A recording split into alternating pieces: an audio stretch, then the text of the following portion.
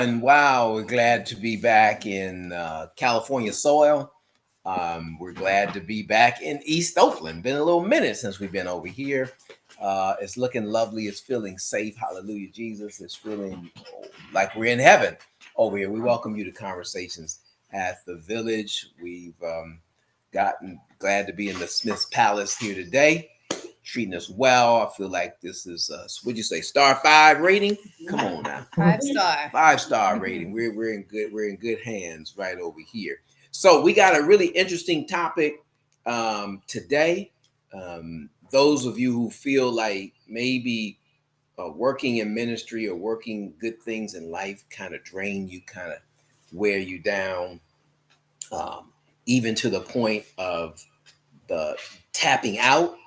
I just wanted you to know that the tapping out you'll see in these scriptures we have is really the activity of the enemy, because he sees the impact you're about to have by heaven's assignment. So we get a chance to go over that. If you have your Bibles, go to Job. I want to say it's the 3rd chapter. Just a little context. Job's been really slammed. He was a wealthy man. Now he's got nothing, without children, without anything. And he is, I'm assuming we might be coming up on the part where he has open sores, and he's beginning to have a reaction to everything that's happened to him in such a short time. Job chapter 3, and beginning with verse 1, I'll start reading. At last, Job spoke, and he cursed the day of his birth. He said, "Let the day of my birth be erased, and the night I was conceived. Let that day be turned to darkness. Let it be lost even to God on high, and let no light shine on it. Let the darkness and utter gloom claim that day for its own. Let a black cloud overshadow it, and let the darkness terrify it." Verse 6. Let that night be blotted off the calendar, never again to be counted among the days of the year, never again to appear among the months. Man, he wasn't happy. Verse 7. Let that night be childless. Let it have no joy. Let those who are experts at cursing, whose cursing could rouse Leviathan, curse that day. Let its morning stars remain dark. Let it hope for light, but in vain. May it never see the morning light. Curse that day for failing to shut my mother's womb, for letting me be born to see all this trouble. Why wasn't I born dead? Why didn't I die as I came from the womb? Why was I laid on my mother's lap? Why did she nurse me at her breasts? Had I died at birth, I would now be at peace. I would be asleep and at rest. I would rest with the world's kings and prime ministers, whose great buildings now lie in ruins. I would rest with princes, rich in gold, whose praises were filled with silver. Why wasn't I buried like a stillborn child, like a baby who never lives to see the light? For in death, the wicked cause no trouble, and the weary are at rest. Even the captives are at ease in death, with no guards to curse them. Rich and poor are both there, and the slave is free from his master. Oh, why give light to those in misery and life to those who are bitter? They long for death, and it won't come. They reach for death more eagerly than for hidden treasures. Go ahead.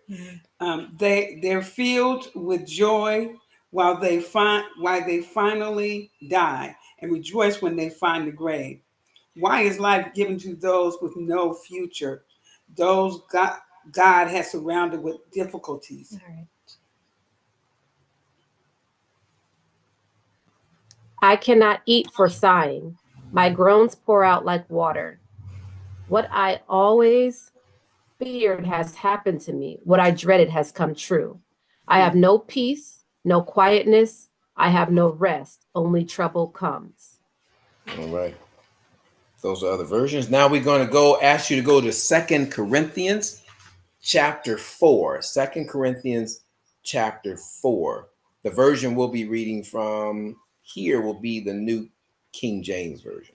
2 Corinthians chapter 4.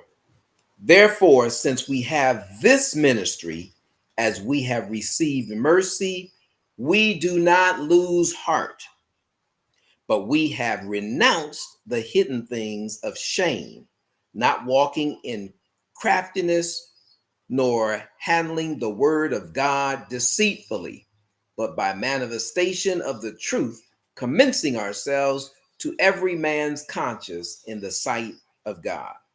But even if our gospel is veiled, it is veiled to those who are perishing, whose minds the God of this age has blinded, who do not believe, lest the light of the gospel of the glory of Christ, who is the image of God, should shine on them.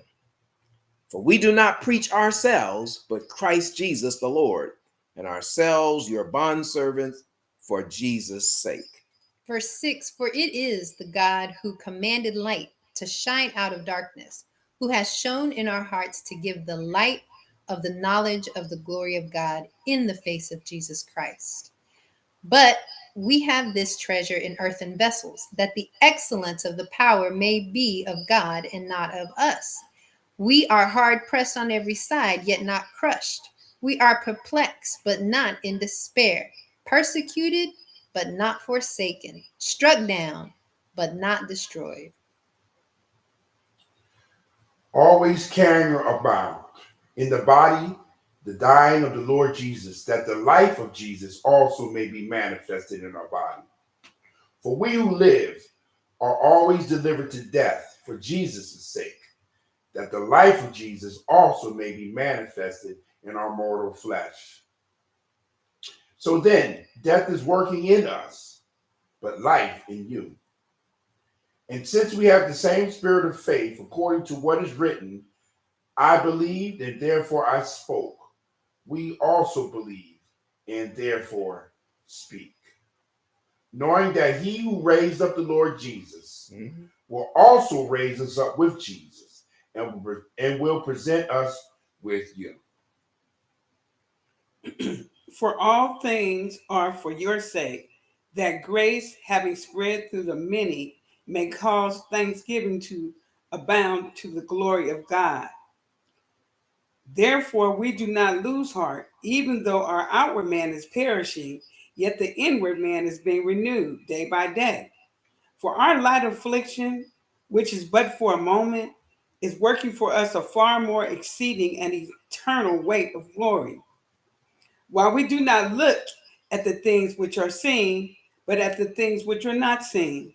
For the things which are seen are temporary, but the things which are not seen are eternal.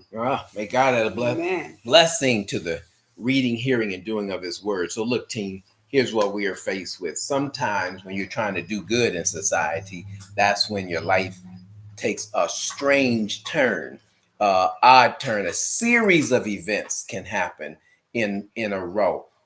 Paul's experience that he's watching his life, his ministry, has been met with a series of issues. He could have tapped out at any moment. We might see that list in a little bit. Job, on the other hand, has God offer the devil to him. Have you considered Job? And God uses the term in the Hebrew perfect, which means, when we say a baby's perfect, we don't know he's really mature. We're not saying he's really mature. He's perfect at the age that he's at. So when God is saying where Job is at, that means whenever he messes up, he comes to me. That's where God wants. That's called that perfection. If I sin, I go directly to God. If I wallow in my sin, I'm allowing the devil to use me.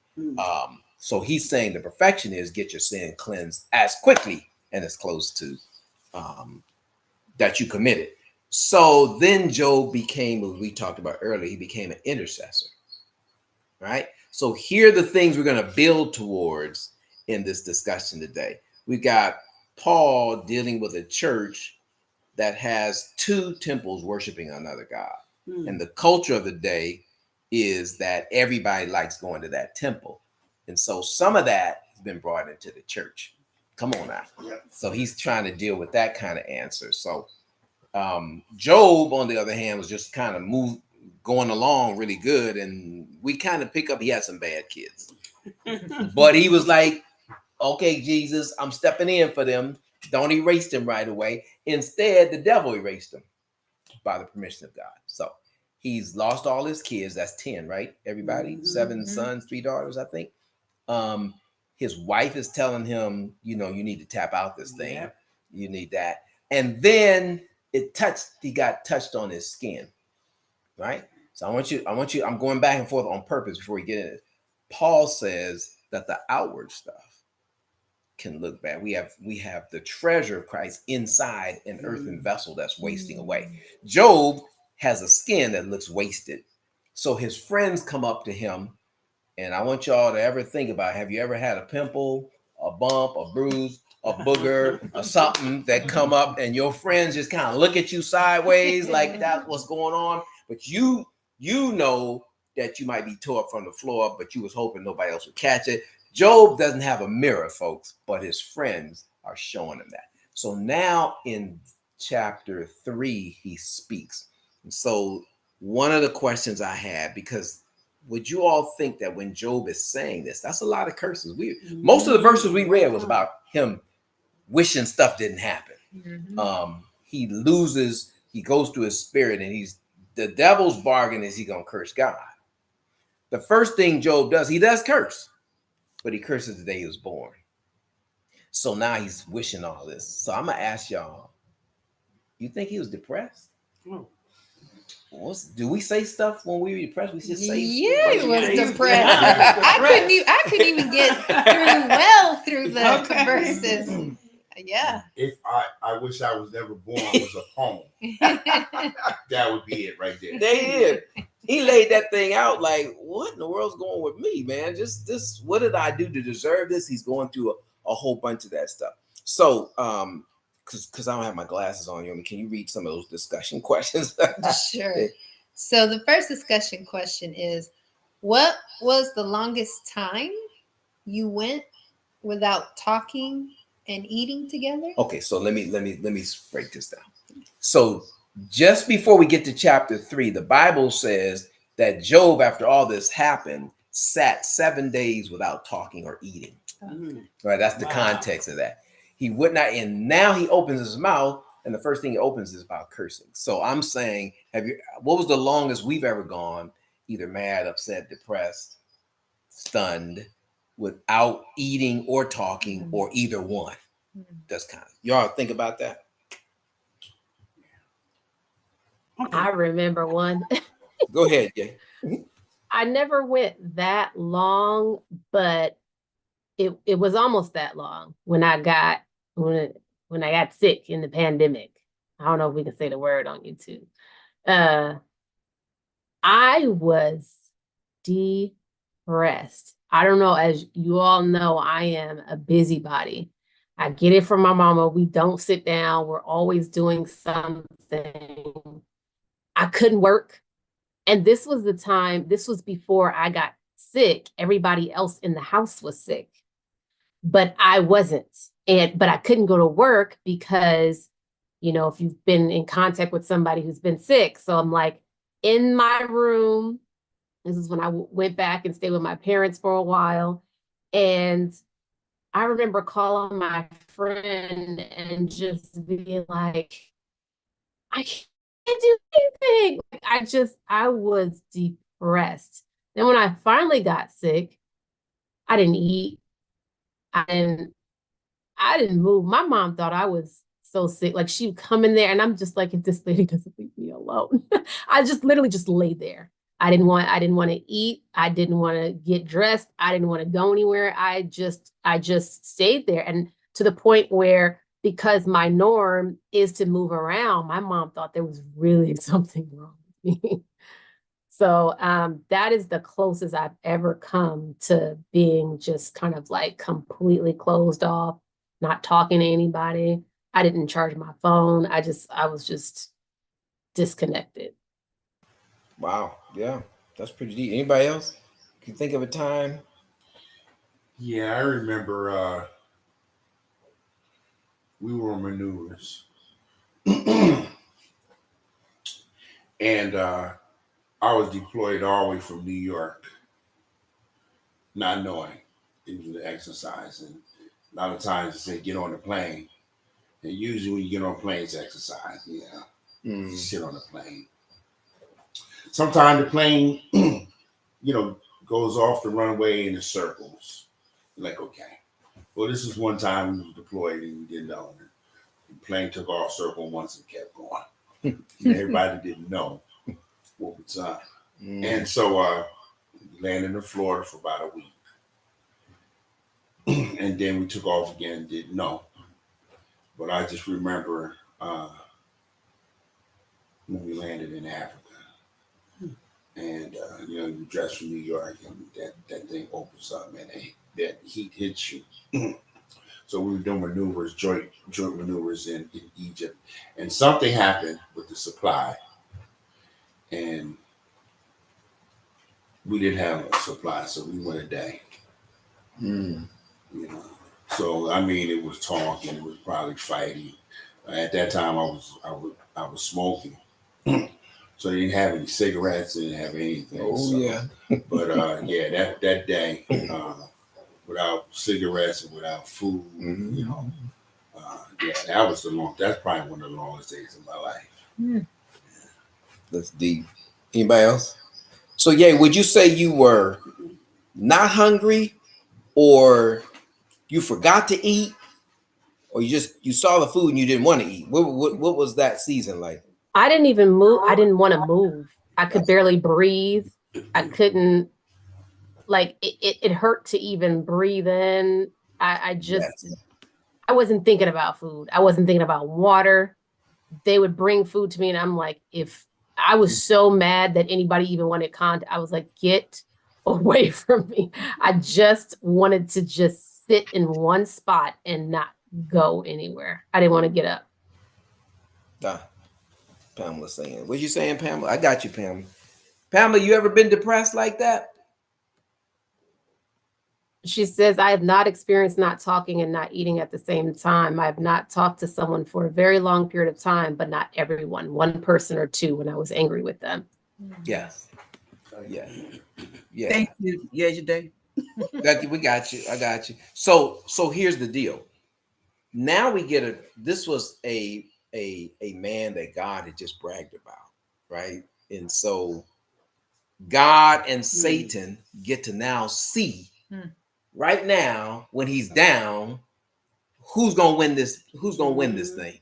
Imagine that every day God and Satan are just watching how we all react to life. And so God's got his money, so to speak, on Job coming through this way, and the devil's got his money on Job cursing God. So Job is sitting there, he hasn't spoken. So imagine the weight of God and the devil. 7 days, and he's not eating. So he's got this, and now he speaks, and now he curses the day. So what's that next question? So question number 2 is, what energy or thought was behind Job cursing the day of his birth and the various other situations? Did or does it work? Have you ever wished you weren't born? Yes, many times. What was that like? Y'all had some challenging upbringings. What was that like? Well, for me, my dad, he died when I was 3, but we were close, and I remember not seeing him again. So I was constantly questioning. I wanted to. It's almost like part of me died with him for a period of time, and it was like day in and day out. I thought about that. Like, I don't want to be here. I don't want to be here. Why am I here? Contemplated suicide a lot because I just was trying to figure out why am I in this place? And like what he was talking about, Job, like all the heartache and pain I'm seeing, like, why am I here? And so I remember that question constantly being running through my mind as a kid. I mean, I'm talking like from 3 on. Yeah. So much so that I'm just be a lot in my head. Nobody knowing I was meditating on this a lot. I kind of talk about it, but my mom, I must have wrote something on a piece of paper, and I forgot about it. I stuck it in my coat pockets, and she pulled it out, and whatever she read is like, "If this is how you feel," she said, I want you to vent. So if you can't talk to me, put it in this paper, put it in this book. And that's how I started writing in journals. Wow. Oh, wow. And from that point on, things started getting a little bit lighter. But yeah, Wow. I could totally understand why he would be questioning his own existence. Wow. You know, Is he the author of his book? I didn't even take note of that. Usually I review that part. That's be kind of interesting because he gets to look at his notes. That's what I was kind of, you know, if he's the author, he's like looking back and trying to explain. That's a deep point. Yeah. That's a deep point. This man's lost not one child. This is 10. And his wife bore them all. This is not a blended family. All 10 of those are hers. And so we don't hear her recording. We hear her talk to Job. But now he's just quiet now.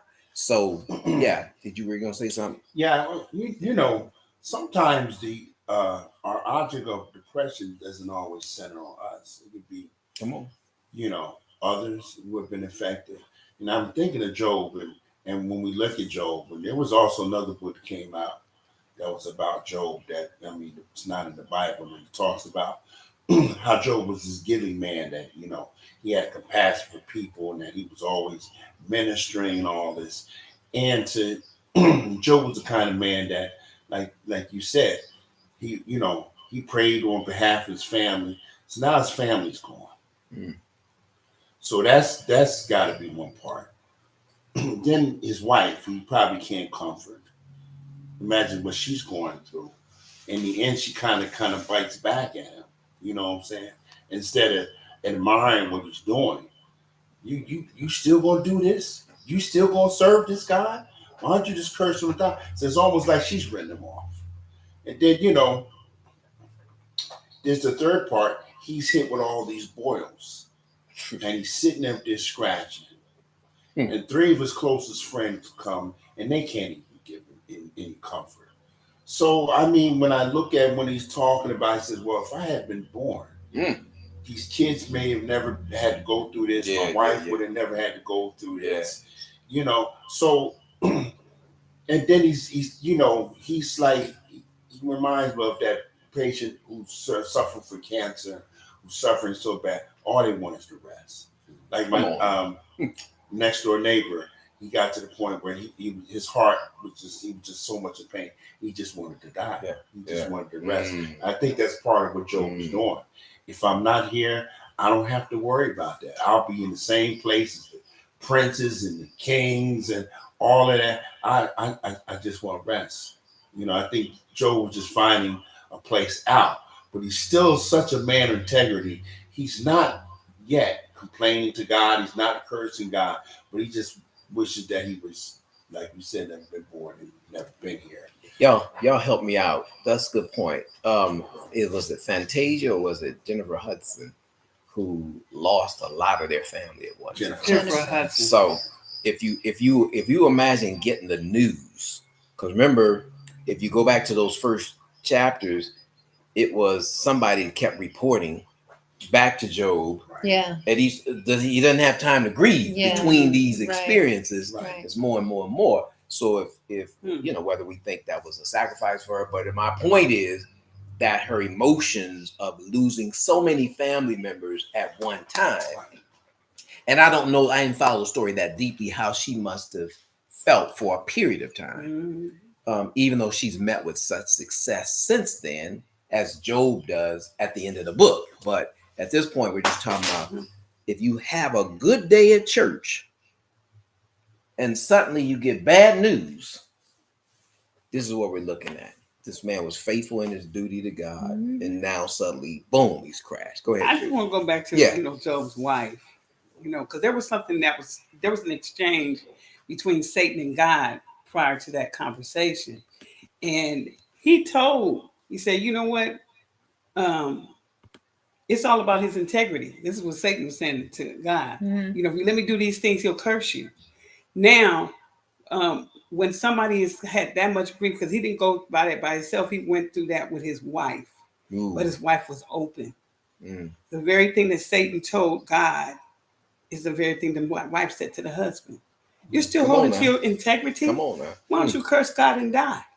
Because she was open from the grief. Mm. I mean, and you, when you lose somebody, all of those things, you built those things together. Yeah, good point. So Good for point. him, it's like, wow.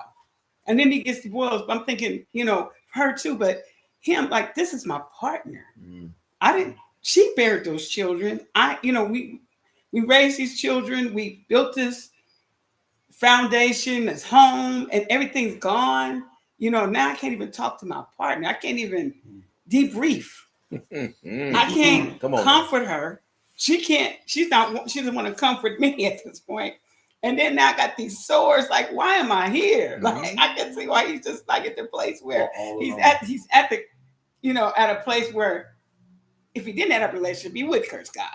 But instead, he's like, you know what? It's on me. It's on me. I'm taking it on me. And I think that's the that's the internal struggle that we all go through. I can think back after I had my second child, and postpartum depression set in, but before that, I was already feeling like the physical manifestations of being sick. And it just progressively was getting worse and worse and worse. So in his situation, he's seeing his situation getting progressively worse and worse and worse. It's like, okay, this, that, the other. And that's the struggle, because if you know God, I mean, those that don't know God, they don't have hope. It's kind of, they're like in a no man's land. But when you know God, it's a struggle, because you understand that, well, you've heard and you've read that he's a good God, and they'll tell you, or people will say, well, think of all the things of how God has blessed you. But sometimes your pain and your misery can outweigh all those times that God blessed you. Like, that it's there, but right now you're living in the moment. You're living in that pain. You're living in that misery. And what I love about this chapter is that Job is real about that. Right, exactly. He is real that, yeah, I know God, and we get the backstory that we know how God sees him, right? But yet he's like, I curse the day that I died. Like, he like literally is like saying, like, I hate the situation that I'm in. He's expressing how he's feeling. And I'm sure added to that, and his wife telling him to, he's like, yeah, well, you know what? I'm not gonna curse God, but the dying part, I might as well, because so he, like, I feel like in that expression, he expresses all that he's feeling, yet, which is what God was saying, he comes short of cursing God. Yeah, exactly. You know what?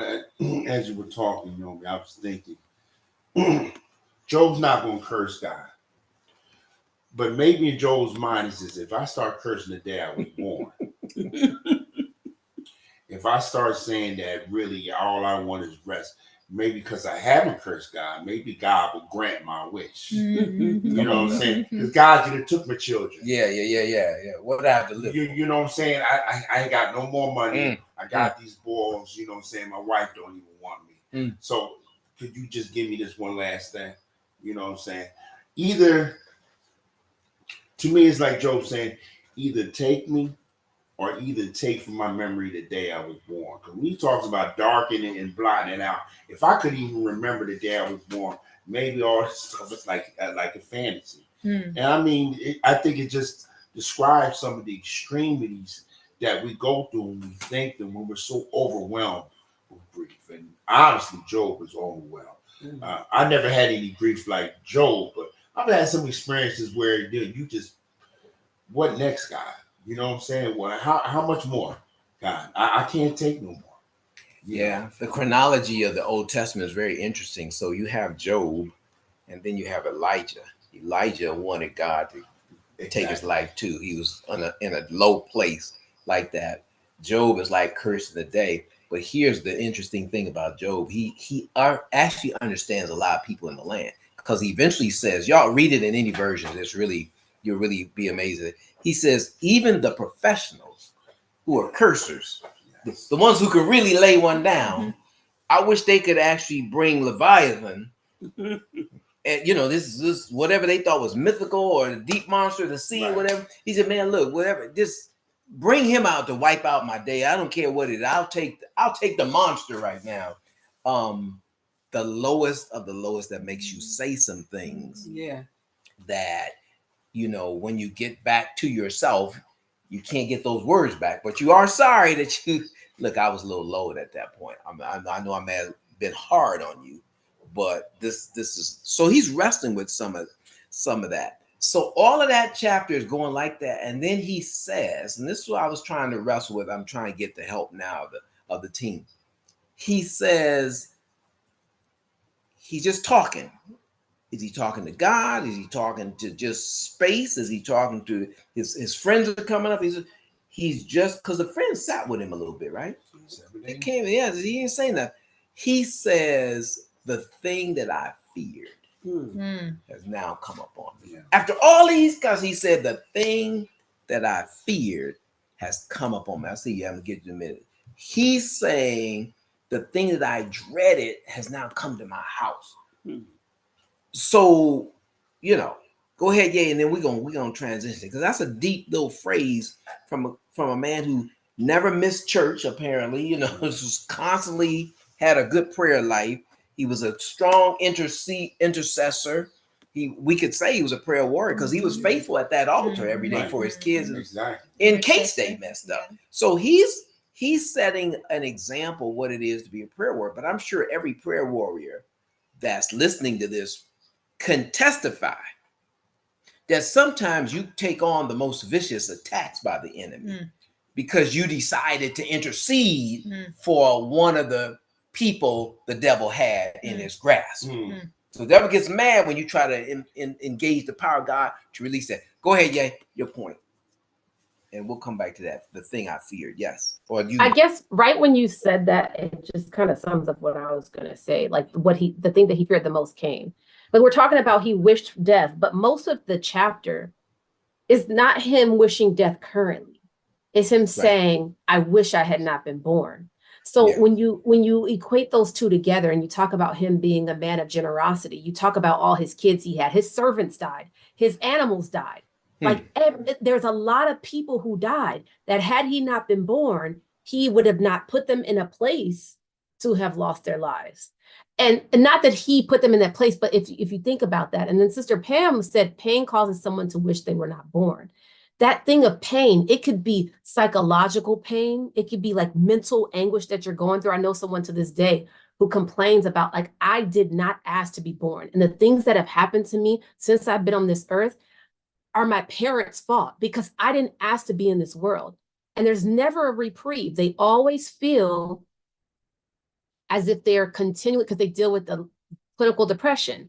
And so they always are just like, I didn't ask for this. And so I have to deal with it. And to them, that's pain. It's pain. And so that they're wishing that. And so, like you said, I don't think the Bible goes into depth about his ministry, but he had a ministry. And so someone who is close to God and who is in service knows that they will be tried, knows that they will be tested. And so this is what he was fearing. He always feared. If this man was a man that was perfect, he did a lot of interceding. He did a lot of come to Jesus moments. And so he knew that this time was going to come. But I don't know how dreadful and how terrible he understood it to be. And just to make mention, when Sister Pam was saying pain causes someone to wish that they were not born, sometimes it's not that extreme, but also like a lot of us think that we will do things differently. Like you think about when Peter was like, oh, Lord, they're not going to take you. We're not going to have that, He's like, I'm going to fight. But then he turned around and denied Christ. I remember when I twisted my knee, I've never felt a pain that crazy before, But it wasn't just the pain. When I realized I couldn't put my own pants on and I wasn't self-sufficient, I had to I couldn't crawl up the steps. I went off. I was upset because it's like you realize there's things that you can no longer do for yourself. You feel helpless and hopeless. And so I think that that's the part where Job was at this hopeless point. All the people that I've interceded for, what was the point of that now? They're all gone. Deep, yeah, you're right. You're right. So one of the questions the scholars was wrestling with is that thing that fear has come. Did Job, by having the fear, this is what is in the discussion, y'all can work with this. By having the fear, did he bring the issues upon him? When he says the thing that I fear, was it because I might lose my children? Do we live like that as parents or guardians, people that over you? Do we say, man, I would hate to see my child go. Anything I do, do we come home every day? Did they get in a car accident? Did we do that? That's one group that thinks, did he do something? Was we referring to something in life that was just bound to happen because it's life? Like losing your hard-earned wealth. You make all this money. Do you ever think that one day you go to your bank account, it's not there? Mm-hmm. That's one way of looking at it. Losing your children or family member you've been faithfully praying and interceding for many years. I remember having this moment with my son Timothy, who was in and out of prison. You're praying for him. But every time, even after I prayed, every time the phone would ring, I wondered if it was the police saying they found his body, or did he get home? Did he make it in prison through a fight? So there's that thing that if I don't express the fear, then it may not happen. Or did it happen because I was always afraid of it? So that's one. And he doesn't know that the devil and God are actually in this. The other one was referring to that once the first bad news hit him, was it like, oh, the snowball is it's starting to snowball now. The thing that I feared, once it starts going, now I can't stop it. That trauma, more trauma. I mean, how much trauma? Yeah, you were painting this picture earlier. How much trauma can you have? And that your trauma is affecting everybody else's, he was their revenue source. He was their, their sustainer. He was the reason why they could make mortgage payments, because those services were taken care of by him. Now he's got all this weight on him. Was it when he got the first news, he said, I'm afraid that more of this is going to come. And then it kept coming. So that's what I'm just telling you, what the scholars are all out there discussing about. What hits you all about the fact that he says the thing that I feared? Because, our thoughts, did it bring it about? Did we keep saying it? Did we keep voicing it? Does it come out? Did he and his wife have a discussion? Mm-hmm. Our third child, Johnny, he's acting kind of funny. We don't know if he's going to live acting like that. I mean, I'm just trying to bring it contemporary. What do y'all think about that? You wrestle with the thing. Go ahead. This is one thing that always, when I read Job 1, the part that always set with me. And that's in verse 5. And it kind of answers. Good. I think it was a little bit before, actually. But it says, and it was so, when the days of their feasting were gone about, that Job sent and sanctified them, rose up early in the morning, and offered burnt offering according to the number of them all.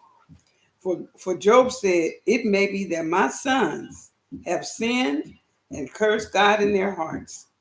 Thus did Job continually. Mm-hmm. So to me, it was like, it was long before that, as far as his fear was concerned, that he was a prayer warrior, but still in the crevices of his mind. Mm-hmm.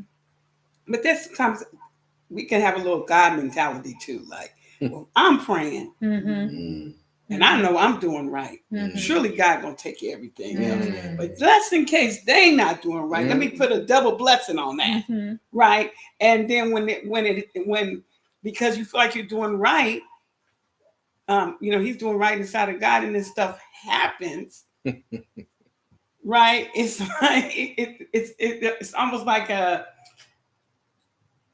you go down a notch. Mhm. Like, well, maybe I'm not. Maybe I wasn't, all that right with God. Maybe I did do something wrong. I mean, because he was talking about his son. He was talking about his own heart. Mhm. Right. That's true. So Right. he knew he was in connection with God, but he wanted to make sure he prayed on everything else, to make sure that they would stay connected and nothing would happen to them. But he didn't mention himself about when he talked about praying about his sons, about their heart. He talked about their hearts, but not about his own heart.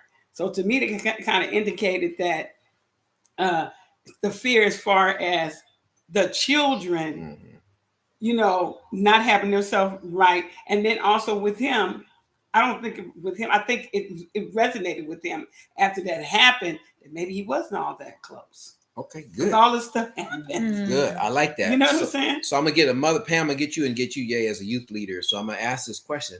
Have you ever been going through the day and then something comes over to you to say, pray for one of your children, or pray for this? Something just happens, just comes to you. As a youth leader, you gather young people upon you. Teachers recognize this, and you bond with this youth group, and you don't want to lose somebody in that group. So yeah, that I'm just looking at as parental. How do we pray for these people? But these are very people we pray for. But many mothers have prayed for their sons and children who are now in prison, who are now up on death row. Anyway, go ahead, Pam, and then Yay. Actually, Yay had her hand up first. Okay, go ahead, Yay. She said, "Go ahead." Pam. Yes. Okay. I just wanted to answer the question about do we bring things into existence? I think as a parent, I don't think we can get around not worrying. Even when we say, Lord, I give my child over to you, there's a degree, we may not worry as much, but there's still going to be some there. A little there. I don't think we can get around just because we're human. We're just we're human beings, and we just can't get around that. Right. The flip side, and I don't know why this came up into my spirit, but when people, married couples, and someone is accused of having an affair, sometimes when you keep accusing that person of having an affair, then they go and have an affair. So I think sometimes it does happen that way. You bring something to an existence, especially if there's some brokenness going on. And so in that situation, because I've seen that happen, where it was broke and there was this accusation, and then it just happened because you kept saying it. So now I'm just gonna go do it. So so I think it happens in both situations. We can bring some things into existence. I think when it comes to a parent worrying about their children, that's a whole nother thing. It's separate. Yeah. And I understand that we're asking this question for the sake of conversation about, when you're in ministry and things happen. And I'm not trying to be, I guess controversial, but I do want to make the point that, because I think a lot of times when we look at Job, everybody tries to say, well, maybe this and maybe that, but we saw what happened. Job was minding his business, and Satan went to God and said, can I, ooh, can I? And God said, yes. And that's it. And even God said to his friends, you lied on me. That's not the type of God I am. And there's nothing that he did. So I'm afraid of going down that road to say, well, maybe he, maybe he was afraid that he wasn't right, or maybe he was afraid that his kids wasn't right. And maybe there was something that God had to show him to say that that's the reason why this happened. Because to me, I feel like we always want to find a reason why things happen, but we clearly know, at least in this story, that it's because Satan wanted to test God. And that's what I had to say earlier. I'm just kind of like, how dare he? Like, I know we're dumb and naive, but God is God. How dare he go to God and roll the dice and like, okay, I'm pretty sure he's going to curse you. Why would God offer up somebody? He said, have you considered my servant Job? Why would he offer up somebody that he already knows he has it in the bag? Why would Satan even want to play with that? So at the end of the day, we're saying that I don't think that anything that Job did before or will do after has anything to do with the situation. That was merely about God and Satan. It was merely about God saying, look at my faithful servant. That's a perfect analogy. We also keep in mind that in ministry or in life that you're doing things good, it may still be a discussion between God and Satan right now. So we're in trying to understand where Job, we all know, but Job, you said earlier, Job, he didn't let him in on it. He didn't get the memo, and he was going to get tested this way. So I think coming from that experience, you're helping to transition into what struggles in ministry are like. Can we get to the point like, well, maybe the devil's trying to get me to tap out of this thing? Or is it that God understands that you're going to have these rough days? You're going to have these, because the one thing when we get to Corinthians is Paul clearly understands he's going to have some rough days. He's coming at this thing so bold. So it's not like, it's like the devil had Paul and Paul slipped away to the other side.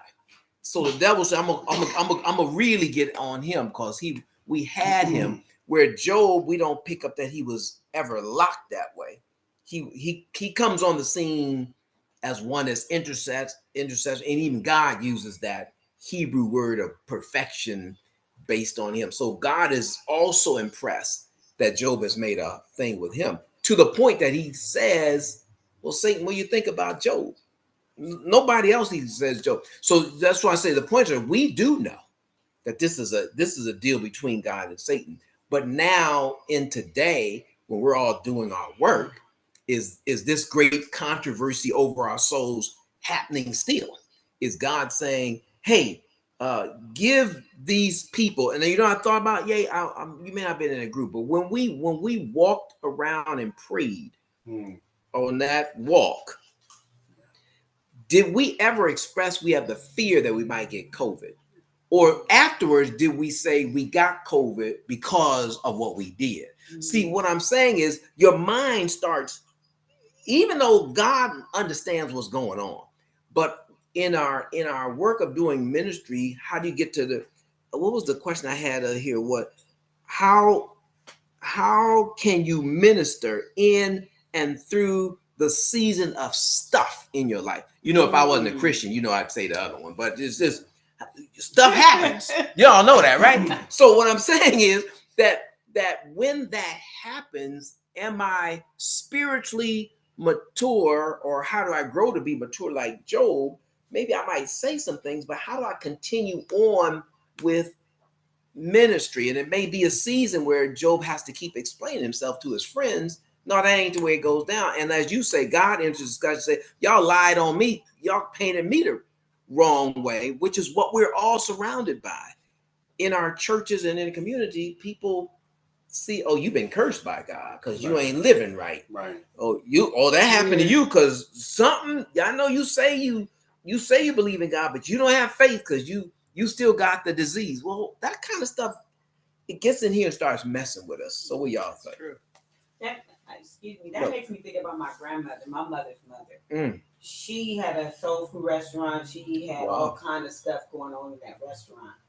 And in that too, she gave away one of her children to her sister. And so I'm thinking with Job and I'm thinking about my grandmother, because my grandmother lost all her kids in their 30s, right? Wow. My grandmother had 5 strokes before she lost before she had the major one. But she lost her oldest child was killed at 39. Whoa. Then my mom at 36. Wow.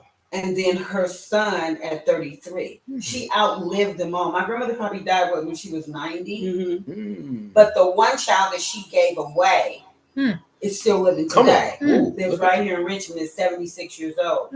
So but my grandmother, I wonder now, like, did she feel like she was cursed because of the lifestyle that they were all subjected? They all was raised in that cafe and all that wild stuff that went on there. And then for her children to all pass away in their 30s, to where my sister and I thought we wouldn't live past our 30s, you know? So was it a generation? And what could she be thinking? Like, am I truly being punished? Because the one that she gave away had nothing to do with her at all, because she was raised by her sister. She left her in the hospital and had her sister come and get her out the hospital, but then turned around and had her son. Wow.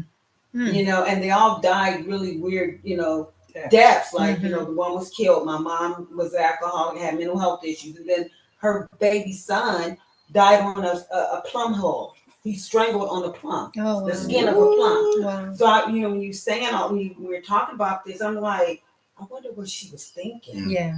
And then, but then at her latter years, she was belonging to a church. You know what I mean? So it's just interesting, you know, how she must have, because she couldn't speak. Oh yeah, after her that speech was taken too. So it's like, what was going on in her mind? And her facial expressions would see her be so wild and so, you know, like a woman like locked in her own brain. I don't know how to explain it, but it just made me think of my grandmother. Wow. And you know what she must have went through and how she, you know, and not being able to convey any of that. You just, you know, I don't know. It just was, and she lived a long time. Wow. I mean, you know, I think she was almost 90? Almost 90. Yeah. Wow. That's really weird. Those are the things when you're trying to be holy, when you're trying to live right. Even if you struggle a little bit, you're trying to come back to ground zero.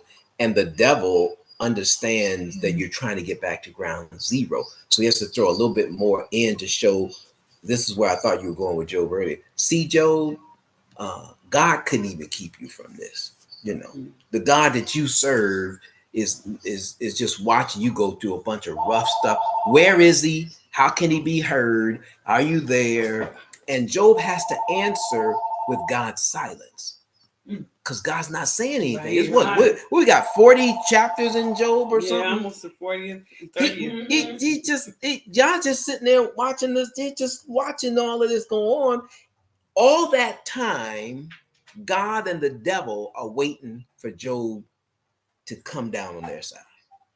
That's these conversations, because I don't know if this, how long that could have been, a year, 6 months, 3 weeks, or whatever. But that conversation is, some people might say, was Job going through a mental breakdown? Oh yeah. See, these things get diagnosed today because he's expressing something. And then the friends over said, well, that's not normal thinking. You know, you must come on with something that you did. Was it the club back in 1965? Or did you get confession?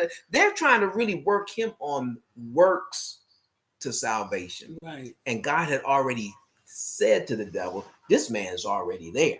Right. So when you're doing work, can we walk confidently that my struggle has nothing to do with my destiny? It's just something that's coming up right now. Go ahead, Ye. Man, that was really interesting what Titi Roberts brought up, because I know of a family who was in Katrina, who was affected by the Hurricane Katrina, and one of our church members from Indiana just took a bus and said, I'm just going to bring people out here. And we don't know what they went through in New Orleans, but both of the parents died at a pretty young age. And now their kids, my parents still have contact with, and I know I've told many of you guys about, you know, one of the kids' sons got bit by a dog, had a couple of strokes, had very bad injuries from that. One of the other kids struggling, getting put out of their home. It's just like this kind of trickle down. It's like they survived Katrina, and then they got here, and then their parents had this, and this happened. So yeah, this thing of like, this continued thing of like, am I cursed? If all these things going on in my family, like back to back different things, and how do you make it out? So I think that's very interesting, and the part of hope is the hope is very key in this. Who do you have hope in? You know, how do you know? Do you know how it ends? Because we know that Jesus wins, but are you sure you know that Jesus wins? Because if you don't, then you don't have any hope. But then I actually kind of had a question. I was just asking this the other day. I've heard people say that if you never meet the devil, then maybe you and him are going the same way. You know, so if you never have these trials and you never have these things, like maybe you and him are going the same way. Yeah. Yeah, if you never meet up with him, maybe you and him are walking the same way. Like, okay, I know that, you know, in our circle, we've had people with health issues. We've had people's cars broken into, stolen over and over. And I'm thinking like, okay, like, you know, my life is pretty good. You know, I mean, am I walking with the I just sometimes think about that, because not to say that there aren't, and I'm not, Lord God, I don't want anything to happen, but it's kind of like, you think that if you're in ministry, or if you think that you're supposed to be doing right, then things, you should expect maybe bad things to happen. And then if you think that maybe bad things are not happening, are you on the right page? Are you? Good point. What's the measure of the bad things? What's the measure of the bad things? Because your mind hears me make a expression about you on a lot of things. Like I will say, what's my famous phrase with Ye? It's always Ye's always facing. It's always something with Ye. Yeah, She's always battling somebody or something. That's my phrase. So when you say you wonder if things were happening, it is happening. It's just God. Eventually, we grow into fixing our minds about surviving this. How can I get through that? How can I get through that? Not everybody, because I was going to ask a question on the heel of what you're saying. So is mental depression meaning that we have no faith in God? Or is it just simply because of the journey we're in right now and we trust that God will bring me out? So that's two different ways of trying to look at it. Like, oh, I have no faith, therefore I'm in mental depression. Or I'm going through a low right now and I know God's got me. He got my back. He's going to get me out of this at some point. Where was Job in that? And we're going to get to Paul in a little bit. Yeah, go ahead. We have so many situations in the Bible. David was depressed. What was it? Elijah was depressed. You know, Elijah said he wanted to die. Even what was it? The one that jumped up, Jonah. Yeah. Because of a little plant, he was ready to die. You know, I'm just saying. So I think God understands that kind of stuff. Our highs and our lows. I do understand where you're coming from, because I lived there for a while with that feeling like I'm nothing. You know, I'm thinking that something had to be something big. Yeah. You know, not looking at, you know, I've lost my mom, but you know, you have people that have go through, that have Job experience. Yeah. And you feel like, what? And your life is good. It's like, well, I don't got no scars. I'm looking pretty good, but you know, so what? Right. But yeah, but like you were saying, though, Pastor, I like what you said. There are so many. I rather look at it like I'm going through the storm right now, but I'm gonna come through. You know, with you having the faith in God, because even David at some point had to encourage himself. Right? Yeah. There were times when God had to, you know, shake up Elijah when he was in the cave and say, "Look." It was a still small voice, right? But, and that he said he had 7,000 that had not bowed down to, you know, because sometimes you think it's just me. Is it just me? Am I the one going through this? Yeah. You know? Yeah. So God gives you those wake-up calls and stuff like that. I think that's the world's perspective of, because they keep you entrapped. With the mental health thing, you know what I mean? You know, when you go to medication, you got to go to medication. You got to do this, you got to do that, and that not looking at it's a season. Now we got to work. How do we do this?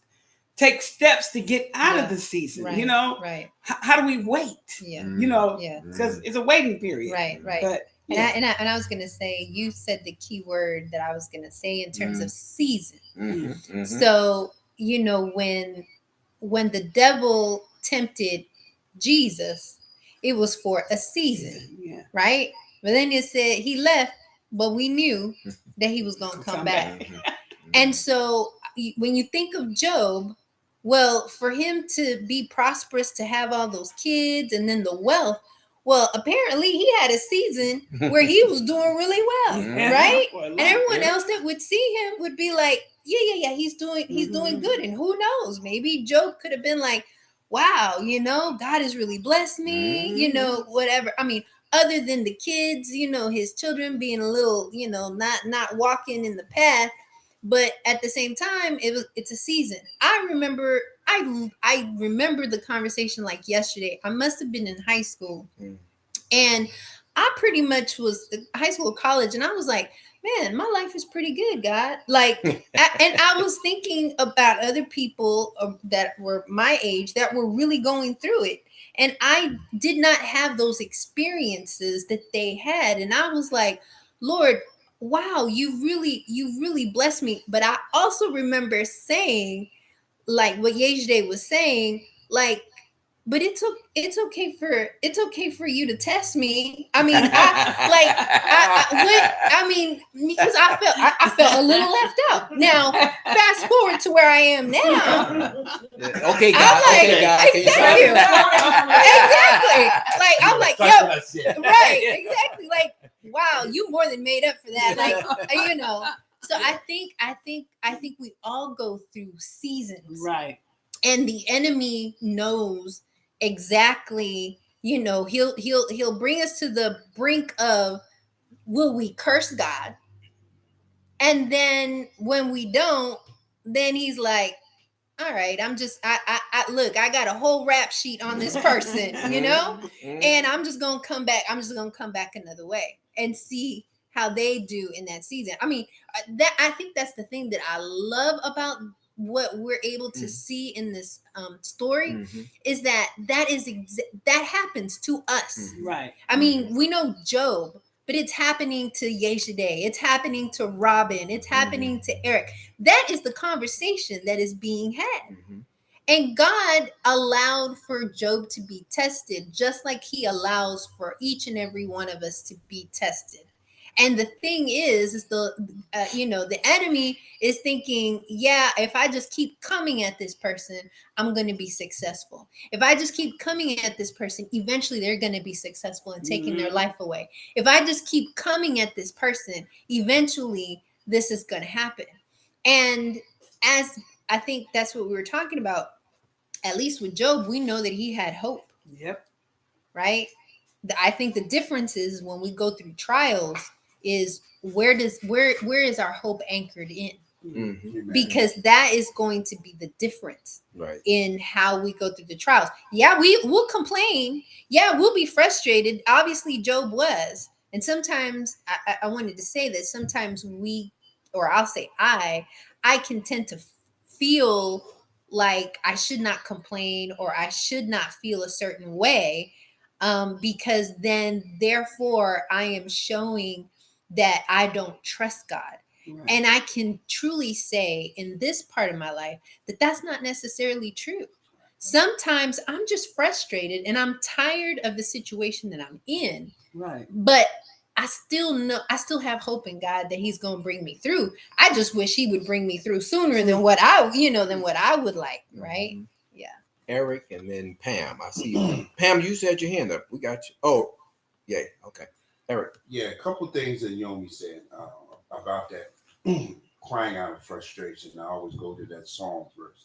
I love the Lord who heard my cry and pitieth every groan. And it's just like a child. A child complains or cries out in frustration to who? The child's parent, because the child knows that the parents are going to address that situation. So we have to worry about that. We have to understand that we have a father who is attuned to our very cries, who the Bible says bottles up our tears. So precious are our emotions to our Father. I wanted to say this because we're living in a time now, yes, where whenever believers are struggling or going through things, we're trying to seek a source. There are false prophets and there are heretical doctrines that are coming through. And if we're going through suffering like Job suffered, we have to understand that we have to, like Job, stay attuned for God. That even in our affliction, the silence of God should not cause us to lose faith or should not cause us to listen to our friends. Job's friends saying, right, well, you must have did this. Or listen, it was something in your bloodline.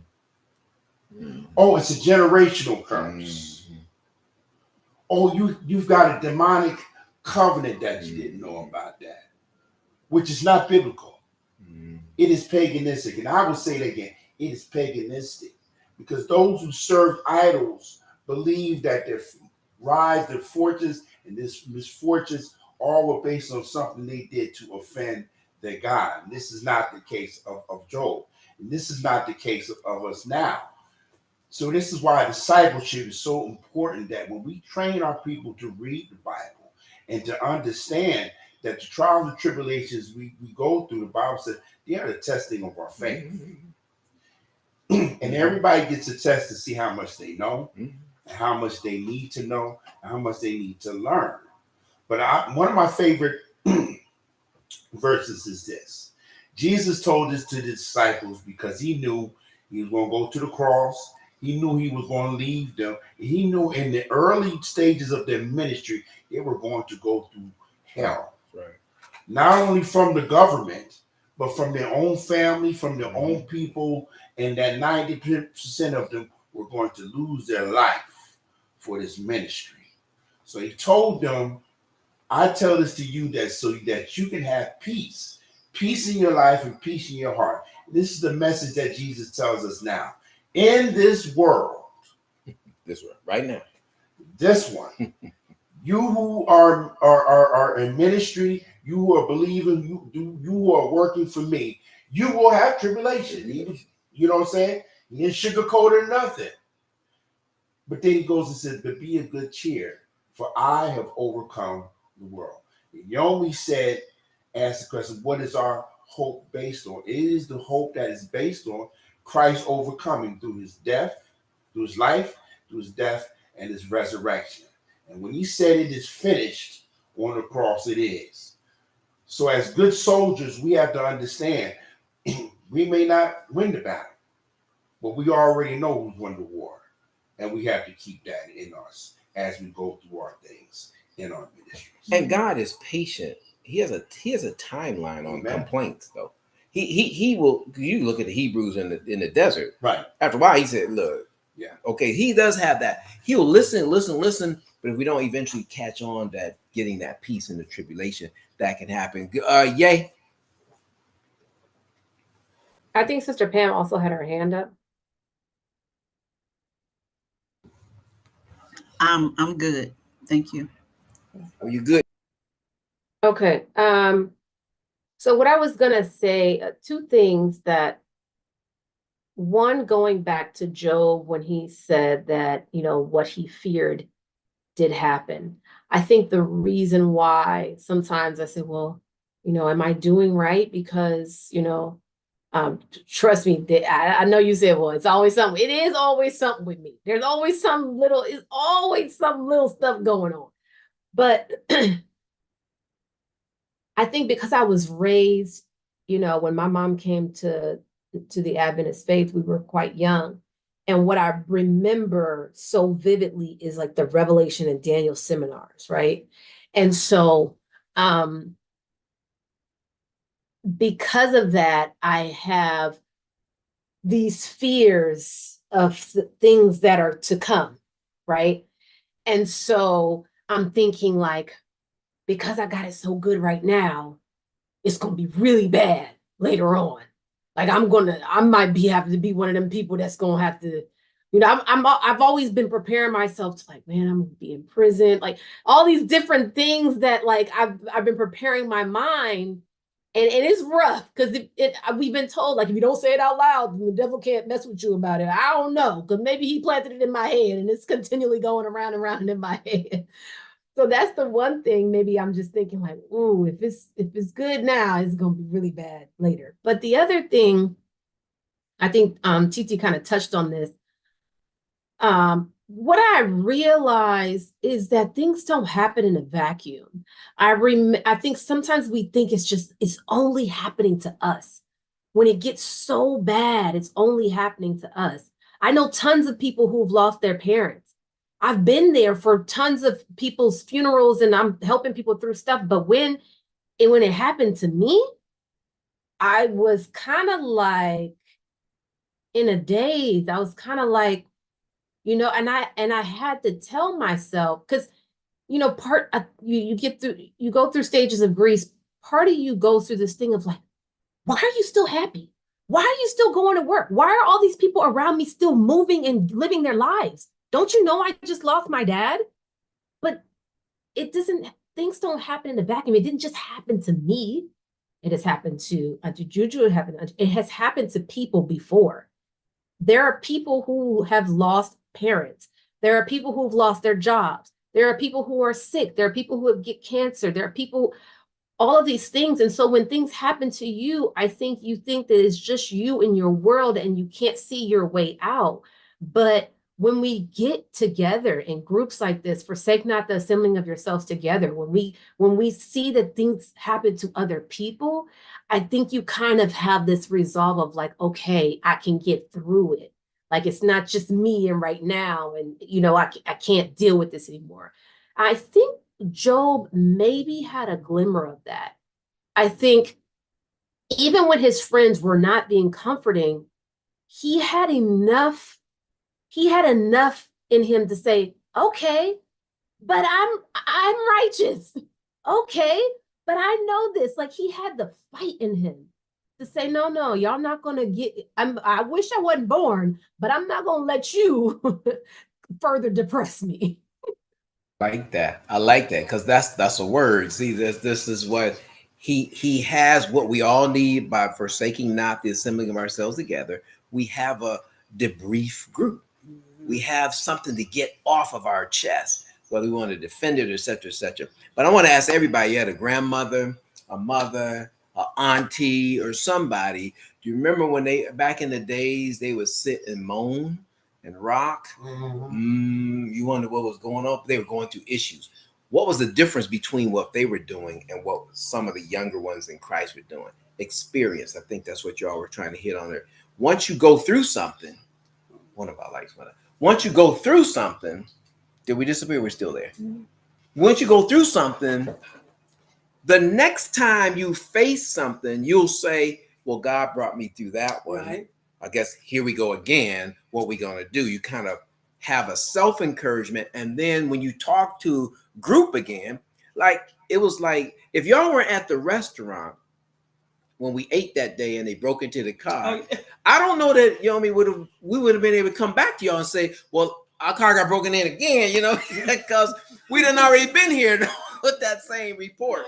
And what did you say? Somebody just following y'all or something. But so part of this deal is we also know, as Eric says, sometimes we expect the tribulation to come because we just preach Christ and we're waiting for the devil to be on the roof and say, but sometimes it's just these irritants. Yeah. These little things like, okay, we just come from broadcasting that day. I think, did we come from broadcast or singing? Yeah. And we went over to the first time singing, the second time broadcasting. Yeah. We were singing there and the second time broadcasting. So there's something in what was stated. And maybe somebody heard something. The devil saw and somebody heard something. We don't see everything that God will do through us that touches people's lives. Mm-hmm. And you were bringing it up. Job was helping the poor. Job was helping. He knew that's why he could give his report. Well, if y'all basing on that, I gave when y'all didn't give over here to the homeless shelter. But y'all, where were y'all? He could do that because he knew if it's going to be based on that, I shouldn't be having any issues. Right. So he knows something else is at work here. That's what it takes. Yeah, go ahead. And I'll triple into the next one. We'll finish up next one. Yeah. And I'm going to add to that in terms of like how he knew. So at the end, when God like rebukes them, and I'm talking about all of them, but then what does God say to his friends? Right. Like, y'all better ask Job to pray for y'all. You know what I'm saying? Yeah. That solidifies that Job was an intercessor. That's right. Right? And if you are an intercessor, part of the intercession as you intercede for people, you're also interceding for yourself. So it's kind of like, if I messed up here, Lord, I know I can come to you in prayer and we're going to clear that up. So that no matter what the friends were saying about him, whether it was true or not, if he has prayed and interceded and has, you know what I'm saying, has taken care of that thing between him and God, then guess what? Therefore, there's no condemnation. Right. You cannot condemn me. You cannot talk about me. You cannot talk about what I did. You cannot talk about, well, maybe I spoke to you harshly. Well, I took care of that with God. Yeah, you're right. But I took care of that with God. So therefore, I know that what is happening to me is not because of that, because I've taken care of that with God. And so powerful was the intercession ministry of Job, that when he interceded, what happens? He gets everything back tenfold, double. So what I like about that is that he was interceding for his children. In other words, he had people to intercede for. It was God that brought it back. What you're saying, your friends better get Job to pray for you because I listened to Job.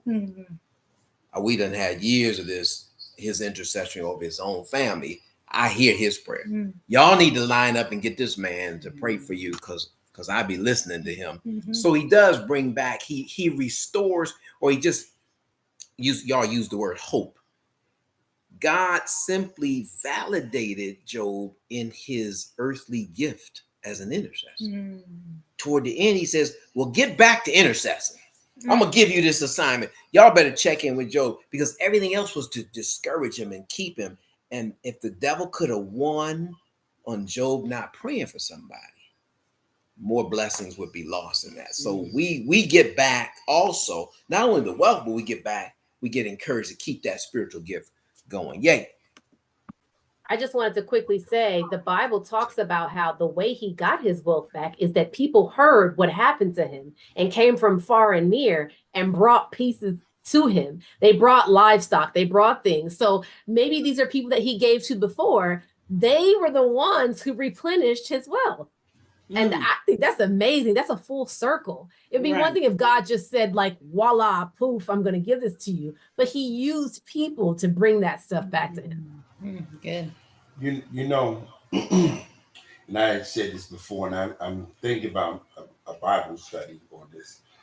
How do we deal with the silence of God?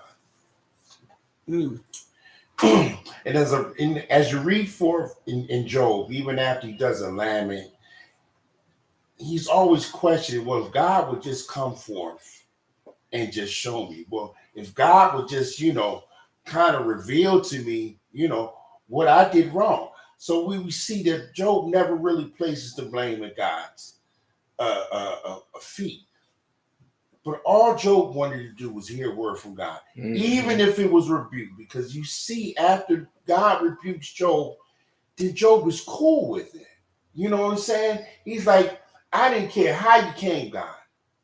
I just wanted you to come because I've had this relationship where we've talked over the years, and you've shown yourself in blessing, you've shown yourself in bringing people and allowing me to bless them. In this moment of my life, I need to hear a word. Yeah. And sometimes that's all we need. That's all we need. Is to hear a word. Good point. Great point. Great point. I want you to read this last part. What some of the scholars feel about this one to hear. I knew. Yes. I knew that these are quotes. Yes. I knew that what I possessed, I had from divine providence, and that he who gave might take away. I am not stripped of my all as a punishment for my self-confidence. See, read that again. Did you have it? So that's what he is, a commentator on. Oh, this is a commentating on Job's experience. The next one says, I am not at ease, nor am I quiet. I have no rest, for trouble comes. With these final 4 blows of the hammer, Job ends his first speech. Through it all, he shows us that even a great man of faith can fall into great depression and despair. So he's saying, look, I don't have, this is what you were saying earlier. Mhm. I don't have to be quiet in this. I got something to say, but I'm also not going to be like doing God in either. I just want to talk about my circumstances right here. I can speak, but I'm going to be quiet. I'm going to say something. I'm going to listen because I want to hear from God. But he's also they're noting that even great men of faith can have these moments of despair and depression. It's just Job is showing us how he must, yeah, you said earlier, how I must defend what I've been doing and doing all this. Okay, we're going to start on this and we'll pick this up from next week. I want you to read this, Eric. This now is, so we got Job and we got Paul, right? Now Saul was persecuting the church, right? He was living it up. He was trying to say, look, we got this. So I want you to pick up if you see your notes, but the Corinthian church. So I want you to see now he's writing a letter to the Corinthian church. You're going to read just the background. So you start at the one at the top, and read down to, what is that? You got 3 of them? Leadership. Yeah. So read those 3 highlighted points. And what he's going to give you the background of the church that starts with Paul, and we'll pick it up next week. The Corinthian church was known for its problems with immorality, but it also had a large congregation, lively worship, and good relations with the wider society. Number 1, immorality. The church became notorious for allowing sexual immorality, which was also common in the city of Corinth. Paul was disgusted by the behavior, which he said was not even tolerated among the Gentiles. Other problems included drunkenness in church, quarreling, and straying from morality. Number 2, conformity to the dominant culture. The Corinthians conformed to the behavior pattern of the larger society by patronizing prostitutes and participating in pagan cultic meals and engaging in litigation. Number 3, leadership. Paul criticized the leadership for not addressing the sin in the church. I'm going to repeat that one. Leadership. Paul criticized the leadership for not addressing the sin in the church. Yeah. So this is the context of where we'll pick it up on next week, and that is the treasure in earthen vessel. So you see the kind of material that God is working with. He said, look, these people done been to the sex temple. They done been down here. Everybody don't have everything cleaned up when you get baptized, right? Some stuff be lingering. What he's upset about is that there's no calling out. There's no discipleship to try and straighten out some of this thing. All right. He's trying to say they're going to worship the temple. They're leaving church and going to do the pagan stuff. Remember, he said, this stuff out here, Corinth in the city, is actually coming inside the church. Right. So I'm saying to you, if you weren't reading that it was Corinth he was describing, could you have said that's San Francisco? Yes, definitely. So what I'm saying is he's describing a social pattern that the people of God have to be on their guard about. Am I being influenced by the world, or am I being influenced by God? Those are 2 different things. But what I love about God is he allows the patience and the sanctification process to gather with us and help us to grow to these things. Because I won't see it if he doesn't write about it. You know, this church is just going real smooth. I feel good. He said they got a good praise team. That's what you just read. Things is jumping, popping, it's going good. But he's saying he's noticing other things are creeping into that thing. We have to be able to see what are we facing in the 21st century. You know, we got politicians want to come to your church now.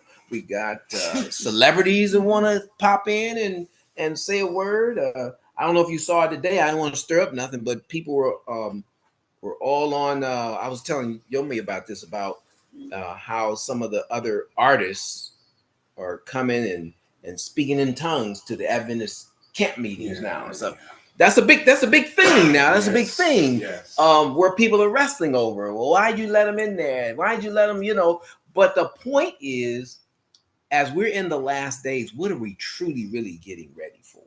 And this is where you talked about, you read that last thing, leadership speaking. As we do ministry here in the Bay Area, what types of things will we face?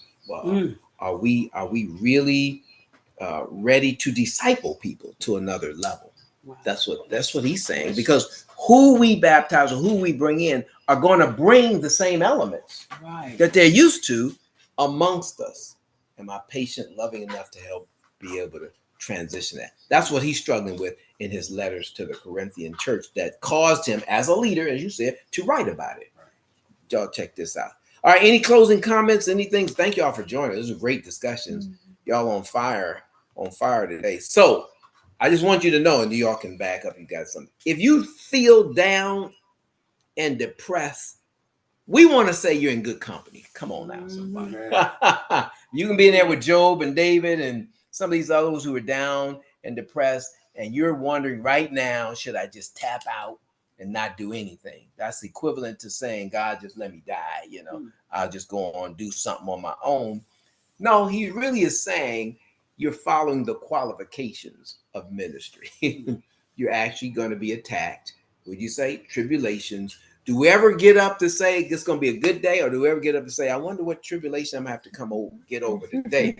I don't know. That's the goal every day. But even if we say it or not say it, when it happens, we got to say, here comes another one. Learn to roll your eyes at the tricks of the devil. Come on, somebody. Here you go again. That kind of thing. Go ahead. Yeah.